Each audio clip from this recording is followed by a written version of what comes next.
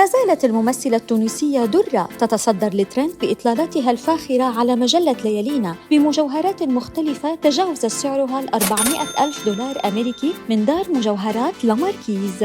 إليكم التفاصيل مع الأسعار. الإطلالة الأولى ظهرت بها درة بطقم جلدي بني اللون من توم فورد بقيمة 9000 دولار أمريكي مع مجوهرات ماسية فاخرة من لاماركيز. العقد مرصع ب 95 قيراط من حبات الألماس مختلفة الأشكال مع سوار وأقراط وخاتمين مرصعين بالكامل من الألماس بسعر 326 ألف دولار أمريكي. أما في الإطلالة الثانية الكاجوال اختارت من تصميم ماكس مارا بفستان وردي ومعطف باللون البيج وزينتهم بمجموعة آرتيزان من مجوهرات لاماركيز بقيمة 33700 دولار أمريكي وتضم عقد وأقراط وسوار وخاتمين مصنعين من الذهب الأصفر ومرصعين ب 378 ماسة فاخرة. لمزيد من المعلومات عن إطلالة الفنانة درة من المجوهرات زوروا موقعنا thejewelrytales.com.